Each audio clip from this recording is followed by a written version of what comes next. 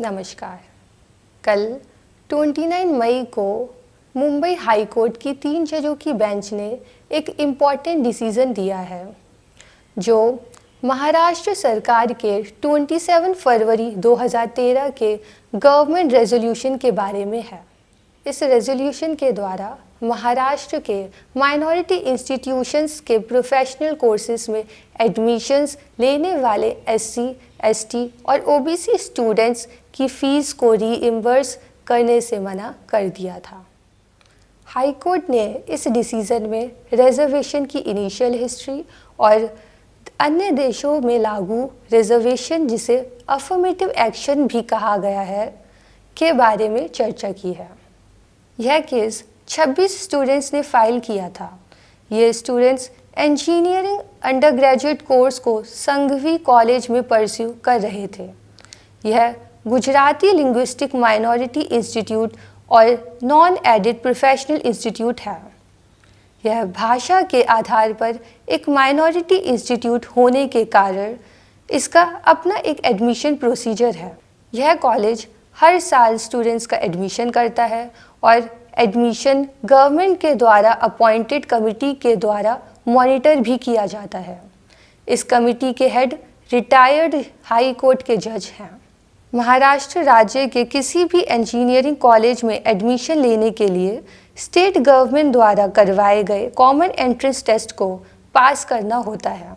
इसके बाद स्टूडेंट्स के पास ऑप्शन होता है कि वह गवर्नमेंट द्वारा किए जाने वाले कॉमन एडमिशन प्रोसीजर यानी कि CAP में पार्टिसिपेट कर सके और किसी एक कॉलेज में जो कि इस CAP का पार्ट है उसमें एडमिशन ले सके। कुछ इंस्टीट्यूशंस ऐसे भी हैं जो कि इस CAP का पार्ट नहीं हैं और ये हैं minority institutions.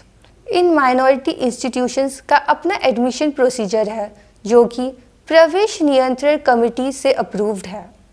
Common entrance test में रैंक सिक्योर करने के पश्चात यदि कोई स्टूडेंट गवर्नमेंट द्वारा की जाने वाली कॉमन एडमिशन प्रोसीजर में भाग नहीं लेना चाहता तो वह इन माइनॉरिटी इंस्टीट्यूशन में एडमिशन के लिए अप्लाई कर सकता है। ये जो 26 स्टूडेंट्स हैं उन्होंने संघवी कॉलेज, जो कि माइनॉरिटी इंस्टीट्यूशन है, उसमें एडमिशन लिया था और उन्होंने CAP में पार्टिसिपेट नहीं किया था। पिछले कुछ वर्षों से महाराष्ट्र सरकार ने एक पॉलिसी इम्प्लीमेंट की थी जिसके द्वारा महाराष्ट्र के प्रोफेशनल कोर्सेज को परस्यू करने वाले SC, ST और OBC स्टूडेंट्स की फ़ीस को रीइम्बर्स किया जाता था।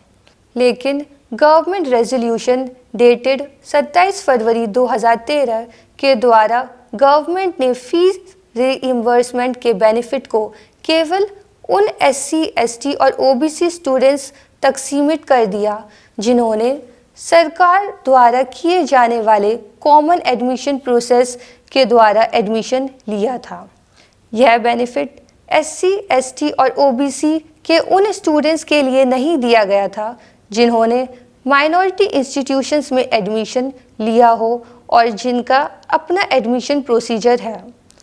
पेटिशनर्स का कहना यह था कि उन माइनॉरिटी इंस्टीट्यूशंस जिनका अपना अलग एडमिशन प्रोसीजर है उनमें एडमिशन लेने वाले SC स्टूडेंट्स की फ़ीस को रीइम्बर्समेंट की व्यवस्था न करने वाला यह गवर्नमेंट रेजोल्यूशन डिस्क्रिमिनेटरी, आर्बिट्ररी और अनकॉन्स्टिट्यूशनल है। रिजर्वेशन की हिस्ट्री बताते हुए हाई कोर्ट ने कहा है कि एक लड़का जो कि दलित था उसने 1856 में संघर्ष की शुरुआत की। वह बॉम्बे प्रेसिडेंसी के धारवाड़ के एक गवर्नमेंट स्कूल में एडमिशन लेना चाहता था। इसने एक तूफान को जन्म दिया। यह तूफान रोष और अविश्वास का था।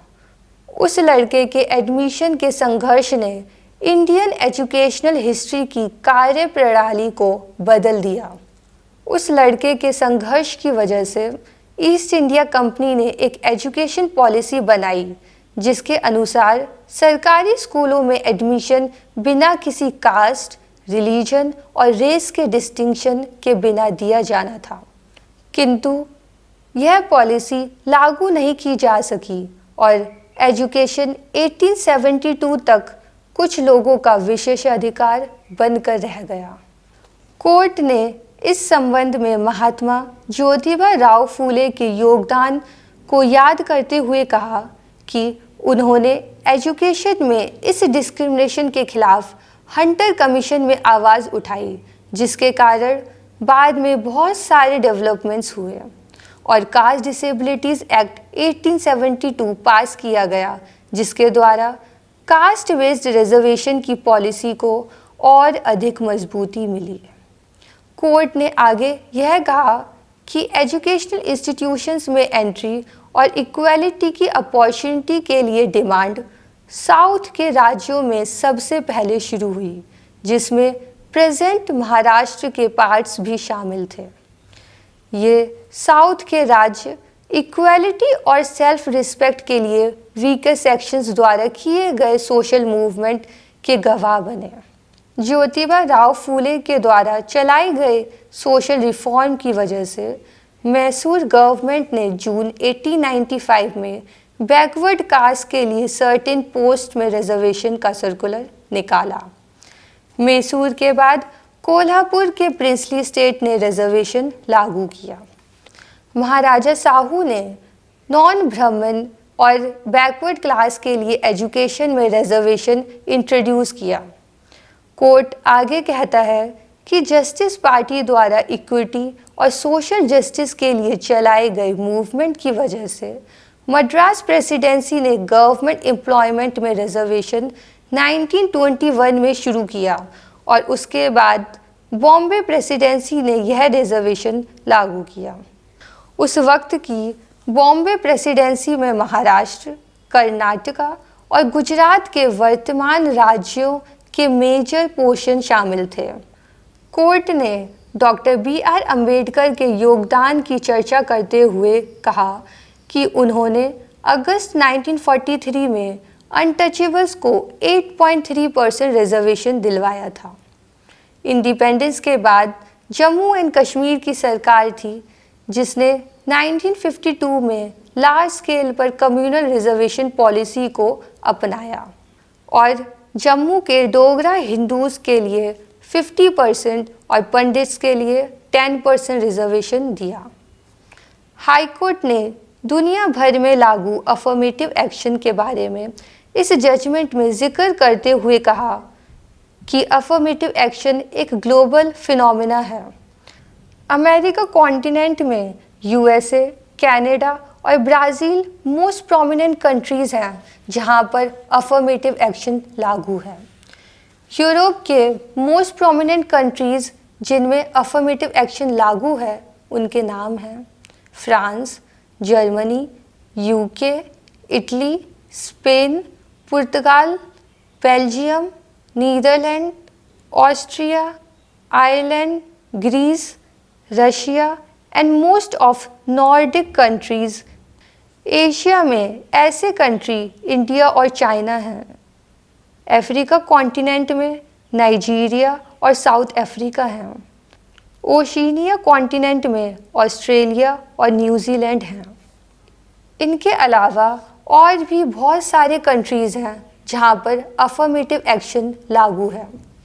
अगर इंटरनेशनल ट्रीटी की बात करें तो most universal and reasonable conventions और मानव अधिकार पर यूरोपियन कन्वेंशन अफर्मेटिव एक्शन की आवश्यकता को रिकॉग्नाइज करते हैं। अफर्मेटिव पॉलिसीज़ 3 तरह की होती हैं। पहली, इनडायरेक्ट अफर्मेटिव एक्शंस, दूसरी आउटरीच, तीसरी पॉजिटिव डिस्क्रिमिनेशन और प्रेफरेंशियल ट्रीटमेंट। USA में इसे अफर्मेटिव एक्शन के नाम से जाना जाता है, UK में पॉजिटिव डिस्क्रिमिनेशन, इंडिया में रिजर्वेशन, श्रीलंका में स्टैंडर्डाइजेशन, नाइजीरिया में reflecting the federal character of the country, Malaysia और इंडोनेशिया में sons of the soil preferences. Group preferences and quota के नाम से यह Israel, China, Australia, Brazil, Fiji, Canada, Pakistan, New Zealand, Soviet Union और इसके सक्सेसर स्टेट्स में जाना जाता है। महाराष्ट्र हाई कोर्ट ने 27 फरवरी 2013 के गवर्नमेंट रेजोल्यूशन को आर्बिट्ररी और डिस्क्रिमिनेटरी घोषित करके इसे उतना सेट असाइड कर दिया है जितना वह नॉन CAP SC स्टूडेंट्स को बेनिफिट देने से वंचित करता था।